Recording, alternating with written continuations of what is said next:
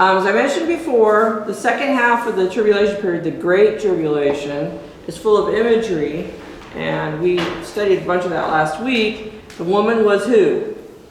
Israel. Israel, good job. The dragon was who? Satan. Satan. Okay, and who was the child? Jesus. Jesus, the Messiah, right? So, and then we saw them run off into the wilderness, right? Okay, so today we're looking at imagery once more, and we're looking at the image of the beast. So this is the 3.5 years, the other 3.5. We're into the other 3.5 years now, okay? So let's read Revelation 13, 1 through 2. Then I stood on the sand of the sea, and I saw a beast rising up out of the sea, having 7 heads and 10 horns, and on his horns 10 crowns, and on his heads a blasphemous name. Now the beast which I saw was like a leopard, his feet were like the feet of a bear, and his mouth like the mouth of a lion. The dragon gave him his power, his throne, and great authority. So it kind of reminds you of the dragon was a weird looking creature, right, with 7 heads, and now we've got the beast has 7 heads, and he's got all these different animal composite parts, right?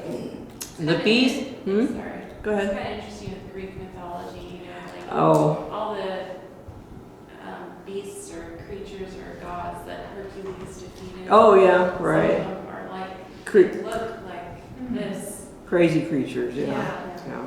That's interesting. So the beast This was is, written before their father, so yeah, it'll copycat. yeah. The beast is not Satan, but rather distinctly separate individual. Well, the dragon was Satan, Right. and it says he's standing on the shore where this comes out. Right. Right.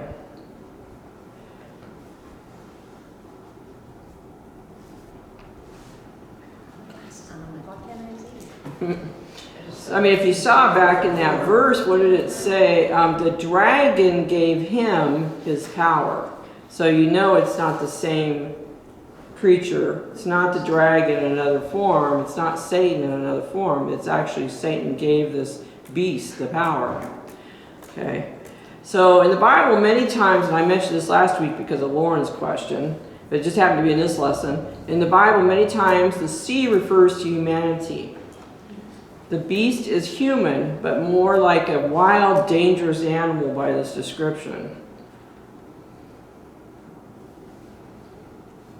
And that's kind of what you see with satanically influenced people. They're more animal-like, if you've ever noticed, the way they treat other humans or even other animals or whatever. They're just vicious and ruthless, and yeah, so this person is more like a wild animal.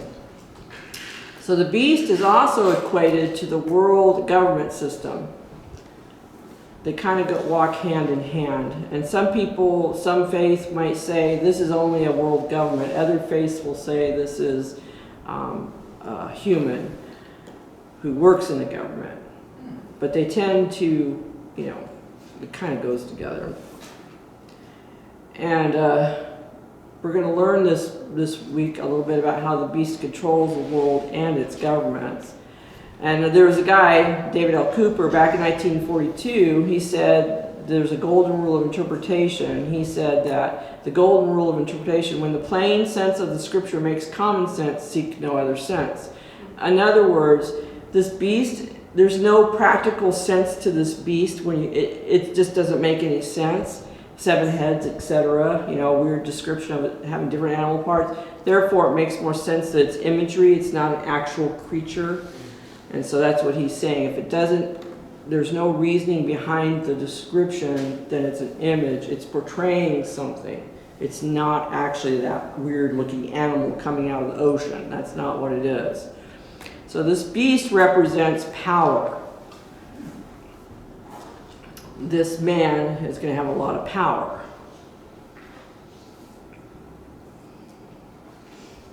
Could it be a group so like each head had a blasphemous name? Yeah, this is where they'll equate it as well as connected to the government. You'll see it. We'll get to it.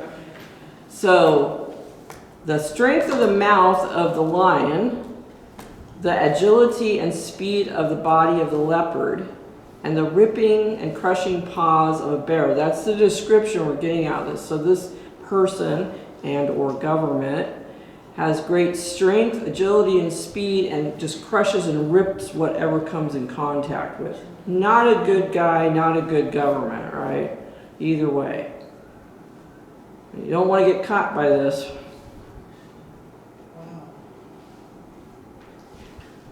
It's just showing the ferociousness, the horribleness of this human. So, thinking about each of these animals that's mentioned, the lion, leopard, bear, let's read Daniel 7:7-8. Everybody's got all those? Okay. So after this, I saw in the night visions, and behold, a fourth beast, dreadful and terrible, exceedingly strong. It had huge iron teeth. It was devouring, breaking in pieces, and trampling the residue with its feet. It was different from all the beasts that were before it, and it had 10 horns.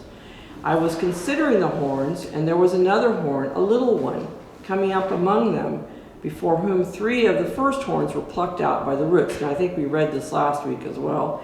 And there in this horn were eyes like the eyes of a man, and a mouth speaking pompous words. So in Daniel 7, if you read the whole chapter or most of it, you'd see that Daniel's dream is about world empires that were going to come to pass. They were prophecies. This is part of that prophecy about world governments that were going to come to pass. World leaders, okay? So in Daniel 7, his dream, the interpretation for the empires, the line that was described, that we didn't read about all that, the Babylonian Empire, that's who represented the Babylonian Empire. The bear in his dreams was the Medo-Persian Empire that came up after the Babylonian. These are huge empires. They conquered a lot of the known world in their time. The leopard represented the Grecian Empire. So interestingly, this fourth beast, the one that's even being portrayed in John's imagery, they're connected. And there's a combination of the traits of these animals because it's this last empire that's so vast combines the bad effects of all the other empires. So it's got some of the lion in it, some of the bear in it, some of the leopard in it, because it's just bad. This last final empire is going to be bad. Okay? So that's what you get when you read Daniel and Revelation, you read John's story. This beast is going to be the most terrifying beast, government leader there ever has been. It's a satanic dictator because what we read, the dragon gave him his power. So that's what you see throughout history. Satan gives a lot of people power in the government, and that's why you see so many bad things go on, right? Because he's behind them. Remember we talked about the king of Tyre in Ezekiel a few weeks back, and who was standing behind the throne of the king of Tyre? Satan himself, Lucifer. And Ezekiel was talking to him. God was talking to him through Ezekiel, not just to the king of Tyre. He was talking to Satan behind the throne. So in this case, this final bad empire or king or ruler is going to be controlled by Satan. The power is coming from Satan to do the ferocious, terrible things he's doing. So David Guzik, another commentator and pastor, he summed up the imagery of the beast this way. The final world empire will have the sneakiness, agility, and swiftness of the leopard, the crushing power of the bear, and the authority and ferociousness of the lion. Not going to be a nice government to live under. You complain about your government now. You ain't seen nothing yet. Nothing yet. No government we've lived under, no president is going to be nothing like this. So the beast and the dragon are similar. That's why you see some similarities, because they both have 7 heads, for example, which I mentioned. And that's just because Satan is behind that beast. He's working behind the scenes. So this beast had to rise up. He didn't just appear, he worked his way through human ranks, so to speak, because you notice what it said. He came up out of the sea, out of the humans, he's worked his way up. That's why I always kind of over the years, I used to watch people that would strangely come to power. You didn't understand why they were there. I've watched a few even recently. It's like, are they someone that the devil's setting up to be the Antichrist? Because how did they get to that position of power? And they're doing the most weirdest things, the most evil things. Who's behind them? Who's pushing them up through the ranks? You know, they suddenly show up on the front, you know, it's like, why are you here? So the beast had not only 7 heads, but it had 10 horns with 10 crowns and blasphemous names on each head.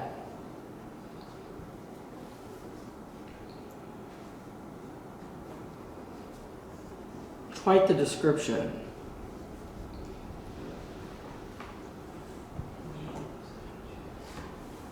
There's your big $10 spelling word there, right? Everybody got it? Okay. So these horns, which we've mentioned before, with crowns represent the world leaders, because it's a sign. A horn is a sign of power. Right? The crowns is their leadership, but they have power. So these are 10 leaders that are going to come together, and out of those final 10 people, here comes the beast. He's going to be the new leader. So Go ahead. not 11, there's 10 people and one's coming up. Yeah, He's not, okay. yeah. And he's going to somehow come into power, but he's going to steal, which we read once before, 3 of the power. 3 of the guys are going to disappear. They're going to relinquish their power to him, and then he's eventually just going to take over the whole thing. He's going to be in charge. Charles Ryrie, I can't even probably say that name, or Ryrie. He's an American Bible scholar and Christian theologian. He wrote, "The beast is a kingdom." So he interprets it strictly as a kingdom. For the 10 horns are identified as 10 kings in 1712. When we get there later, you'll read that. And they are united in one beast. In other words, he represents a confederation of 10. So many people will tie this all together. It's going to be a confederation of world leaders or world governments, the 10 big ones, whatever, however they come together. And out of them is going to come one really bad guy out of all, and he's the beast, and he's going to like take over the government, take over everything. So somebody to be scared of. So I'll just ask this: so is the beast a world government or a world ruler? And you're thinking just something to think about, or you think it's both when it talks about this picture. So in the book Revelation Revealed, Tim LaHaye wrote, the late Dr. Cooper noted that the symbol of the beast can refer either to the king or his kingdom, depending on the Holy Spirit's point of view. I thought it was interesting how he put it. He used the illustration of a floodlight and a spotlight. So when the spotlight is on, the narrow beam, the king was in focus. But when the floodlight is on, you see, the Holy Spirit would have us look at the entire kingdom, all of it, such as is in the case of Revelation 13. So I thought that was interesting way to look at it. I think they're kind of one and the same. The man is going to run the government, and it's going to be like him. The government's going to be just as bad as he is. So to me, it's kind of tied together. So the beast represents the Antichrist when the spotlight is on. Why do we capitalize that Christ? You really shouldn't. It's just kind of I think everybody always has, but I don't. fair enough. It's really should be the opposite, huh? Yeah. Isn't it a title? or It is a name? title because it means the anointed one. It means the Yeah. anointed one, so it really should be. I don't know if that's just. I never knew it, I never know what I say, the word saying. Yeah. Oh, you make him a little I guy. make it a point not to. Yeah. Well, of course, anti means the opposite of or instead of, right? So it's instead of Christ or the opposite of Christ. So the Antichrist is opposite of and instead of Jesus Christ. The world is focused on the opposite of Jesus and his word at this time. And we've talked about that, about how worldly and wicked it's going to become. I just saw a report tonight. I just turned it on. Mhm. My kids were all at practices and stuff, and I was making dinner, and it was Israeli soldiers Oh. destroying the statue of Jesus, taking him off the cross. Did you guys see that? Yeah. I was thinking, wow, that was a statement. I don't know what they were trying to do. Well, a true Orthodox They didn't Jew really is go- against They didn't that. go So. really depth on that, but Mhm. they did make a Well, at least, what's his name? Benjamin. Yeah, Benjamin Netanyahu, I never can say it right. He was against He was it. against it and he said he'd be punished, that guy. Yeah. Definitely Yeah. punished. Yeah, because they need to respect, Because it was a Christian town. Right. City in Israel. Yeah. and they were saying that those towns have already they have their issues already between the Orthodox Jews and the Muslims in the area. It's very difficult to be a Christian there. A lot of people are against you. So that was one step too far. But That's just becoming more and more evident everywhere. yeah. That's a good point, because you wouldn't think, especially in one of the most ancient Christian towns, that would happen. Yeah, but You know, it's just evil everywhere. I'm betting he's a real Orthodox Jew, and the Messiah is not the Messiah in their mind. So Well, no respect. yeah, you should be respecting other people. Yeah, well, if anything, I was saying to Terry when we were watching that, they need to remember how much the Christians have supported them and helped them all these Yeah, you years. don't want them to- Yeah, you need to be, we've given them money and money and money and support and people, and yeah, they need to be a little more respectful. So anyway, the Antichrist, who's just the opposite of Jesus, he's going to be a supremely evil person. Jesus obviously was not evil. He's going to be the exact opposite, obviously. So he will speak lies, and he'll present himself as the instead of Jesus by appearing positive, good, charming, successful, whatever. He's going to look good, because that's how you deceive people. You put on that front, Lucifer's the angel of light, right? So the Antichrist is going to be no different. He's going to have that image of light and goodness to begin with. That's how he's going to get places.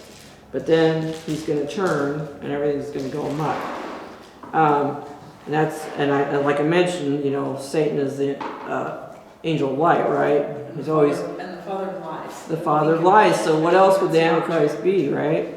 2 Corinthians 11, 12 through 15. But what I do, I will also continue to do, that I may cut off the opportunity from those who desire an opportunity to be regarded just as we are in the things of which they boast. For such are false apostles, deceitful workers, transforming themselves into apostles of Christ.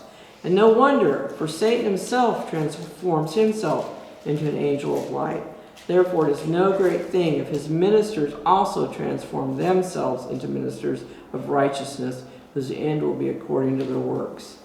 And how many times have we seen that over the years? Preachers pretending to be preachers of God, and they're just wicked, doing things they shouldn't.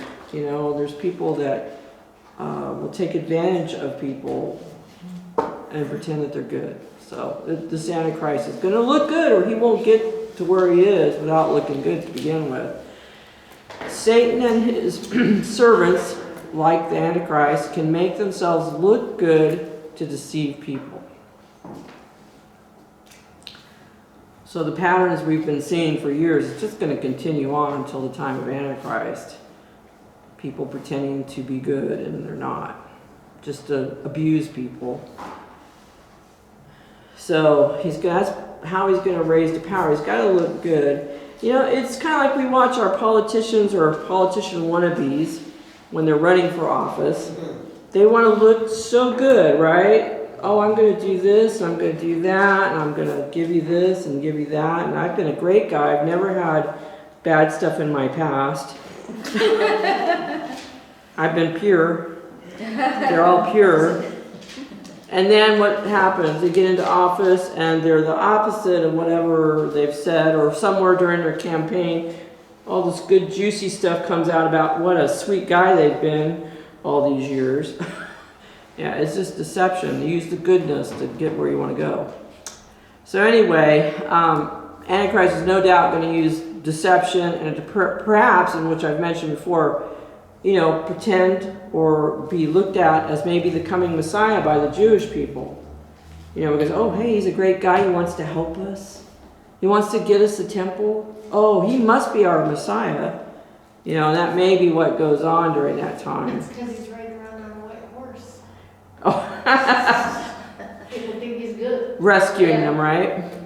So Daniel 9:27, Then he shall confirm a covenant with many for 1 week, but in the middle of the week he shall bring an end to sacrifice and offering. So the week is representative of the tribulation period. We've talked about this verse before, this prophecy. And this guy's going to come along and make an agreement with the Jewish people. Did I? Mine says for a 7, for 1/7. No, I mean, my first, I don't know, it doesn't say that at all. 9:27. Daniel 9:27. Yeah. What did you say? Read, please. Mine says, O Lord, righteousness belongs to you, but to us shame of the face. Are you in Daniel? Daniel 9, 7. 27. Oh,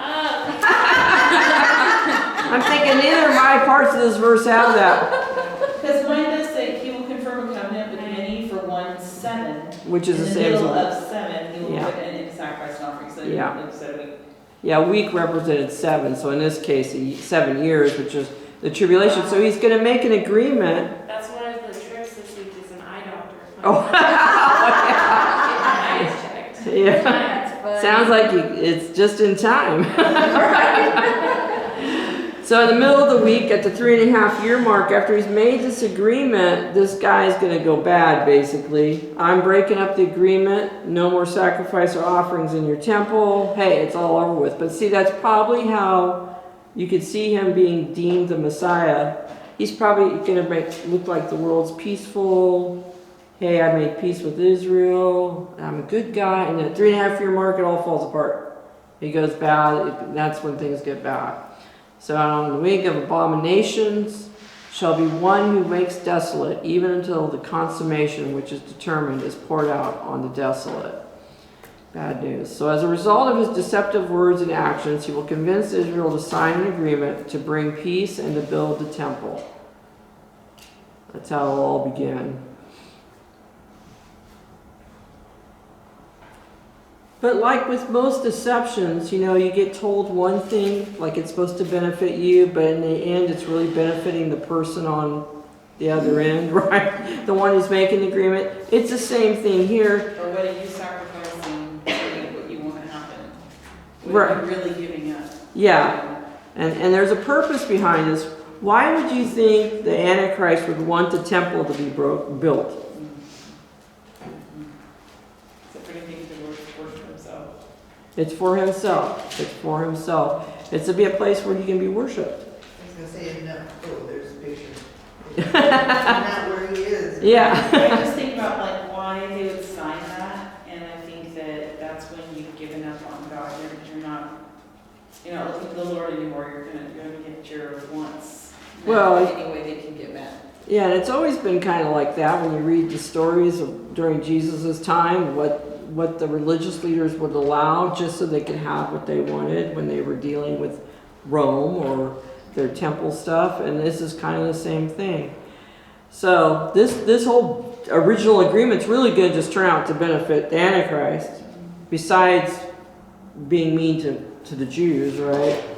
So Matthew 24, 15 through 16. Therefore, when you see the abomination of desolation, which is an idol, spoken of by Daniel the prophet, standing in the holy place, whoever reads, let him understand, and let those who are in Judea flee to the mountains. And we talked about that last week. So when that temple gets taken over by Antichrist for his own good, and he puts up the idol, that's when it's time for the Jewish people to head out and run quick and flee. They've got to flee. So the abomination in the temple is an idol of the Antichrist.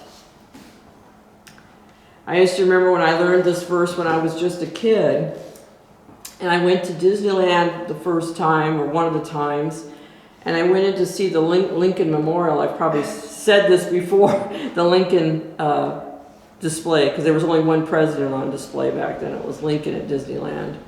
And I looked, I go, that's how they're going to do it? Mm-hmm. That's going to be the Antichrist idol, because it's going to talk and move. I now know. And then I go to Disney World and I go to the Hall of Presidents where everybody's standing there talking to you. Like, ooh, see, they can make a whole government out of these people. But anyway. Well, you've got all the AI stuff now. Oh, yeah. What was the robot too that they had, like they showed in the White House or whatever? Oh, yeah. Yeah, I saw them right They're not gonna need The to red teach them one. soon. I've seen iRobot, I'm afraid. I've seen the movie iRobot. Yeah. So you might say the Antichrist is like the satanic Messiah. Instead of the holy Messiah, right? He's the satanic Messiah. So there are a few names associated with the Antichrist. The little horn, which we read, I believe, in Daniel 7:8 a little bit ago. The king of fierce countenance, and you can look up these verses, Daniel 8:23. The prince that shall come, Daniel 9:27. Poor Daniel, he had all these visions and prophecies of this bad stuff. I know, I had to write it down. Bad dreams. Yep. The willful king, the one who will come in his own name, the son of perdition, the man of sin, the lawless one. So, back to my question just once again. So, who is the beast of a world government or world ruler? I just keep making you think about that. So, Judas was called the son of perdition. You can look up those verses. And Judas was a man and not a government. So also the beast will be a man. I say that that's the beast himself is the Antichrist, but he's running the government, which is going to be just like him, bad. So then we'll read Revelation 17 later, and we'll be reading more on this topic and get some more details perhaps out of Revelation 17. So let's quickly go through some other viewpoints of this passage, of this beast. Thank you for writing in the viewpoints. Oh, That was the hardest one. I thought, okay, I'll make it It easier. was a break. Hopefully you have it memorized now. Oh, sure. So number one, the preterist view, or the Roman Catholic, the beast is the Roman Empire and or Nero. And literally they pretty much think the whole book of Revelation was about the fall of Jerusalem and Rome coming in and killing everybody. A judgment on the Jews. That's the way they view the book of Revelation. It's all over with. The pastoral or prophetic view, which is the Methodist Presbyterians, the beast represents corrupt political powers, like Rome in the first century, that persecute God's people, often turning civil government into an engine of evil. Now, but with the pastoral view, they'll say, yes, Rome was an example of it, but they would keep going. Whatever government, the Nazi government, whatever, they'll say these are corrupt governments and they're turning their governments into evil. They're evil. So the pastoral view is always a repeating cycle. Always a repeating cycle when their viewpoint of Revelation. So this would keep happening. This whole thing would keep happening. There will always be an antichrist rise up, so to speak. Always a corrupt government rise up. So like we've been praying about Nigerians and Christians all over, in different places. Right. So they would say those governments would be the Antichrist. Yeah, they're because they're killing. right. It'll happen again in another 4 years. And yeah, it'd be a whole nother thing. Again in another 4 years. Yeah, so it's a cycling thing with them, but the whole point with them is that God keeps letting this happen over and over again because we're not learning our lesson. We need to learn our lesson and get right with God. So, it's true, we may be needing to learn a lesson, but, they don't see Revelation as like the end. They see it as a repeating cycle. So the poetic or theopoetic view, which is your Episcopal, Quakers, United Church of Christ people, the beast represents earthly power, military, political, and economic, that blasphemes God. So with the poetic people, it's a very symbolic thing a lot of times. So it's kind of almost the same viewpoint as the pastoral in a sense. It's any earthly power that blasphemes God and is control and doing bad things. It's positioning itself as ultimate authority, with many scholars linking the imagery to the Roman Empire. They always go back to the Roman Empire, specifically Nero Caesar again. Everybody was stuck on that bad event. Maybe they're thinking they don't want it to be coming. Yeah, maybe. It's a lot happier, maybe. Yeah, I wouldn't want it to be. I don't No, want to think about it either. no, that's true. The theopolitical view, the first beast represents a centralized, idolatrous, and oppressive imperial power that arises from the sea, reminiscent of Rome, but applicable to any totalitarian system that blasphemes God. There's your good one, right? Is there gonna be a smelling bee? Yes, there is. So they're saying, probably start same thing, much like Rome, any government that's totalitarian, that control complete authority, like the communist government in China, they would be considered the beast because they take complete control of your life.